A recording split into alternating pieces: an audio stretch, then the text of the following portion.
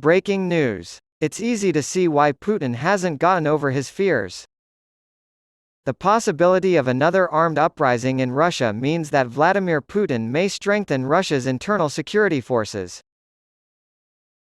Russian newspaper Vedomosti reported that law enforcement officials discussed reassigning GROM units, special forces set up to fight drug crimes under the government's main Directorate for Drugs Control, to Russia's National Guard a week and a half after Wagner Group chief Yevgeny Prigozhin led a mutiny against Russia's military establishment.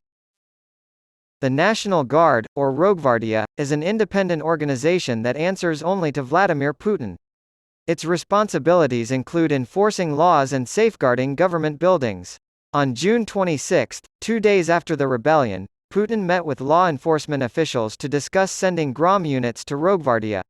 However, Vedomosti reported that former Rogvardia advisor Alexander Kinstein warned it would be dangerous to assign GROM units to Rogvardia due to poorer equipment, training, and leadership. The Institute for the Study of War, ISW, believes that reports of Russia's internal security forces being reorganized indicate that the Kremlin is attempting to establish an effective force that can counter any future rebellion. This demonstrates that the Kremlin was not pleased with the performance of the security forces during the uprising, which resulted in Wagner's march on Moscow being unopposed. This indicates that the Kremlin has not ruled out the risk of future such rebellions, the ISW reported on Tuesday. According to reports, the Wagner founder will be exiled to Belarus as part of a deal brokered by Belarusian leader Alexander Lukashenko, prompting Prigozhin to call off the mutiny. A number of mysteries surround the mutiny, including Putin's whereabouts and whether or not Prigozhin had high-level support for his march on the Russian capital.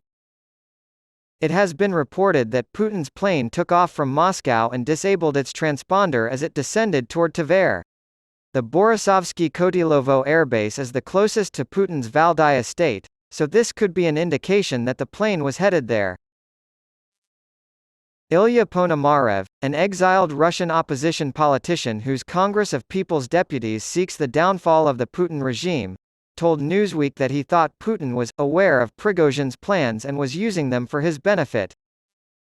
"I can't say for sure that they conspired, but my guess is that Putin didn't try very hard to stop him in the beginning. Putin needed a win, any win, the thinking went. The second is that he needed a stress test for the Russian elites, and now he's starting a purge in the Russian military and other government institutions.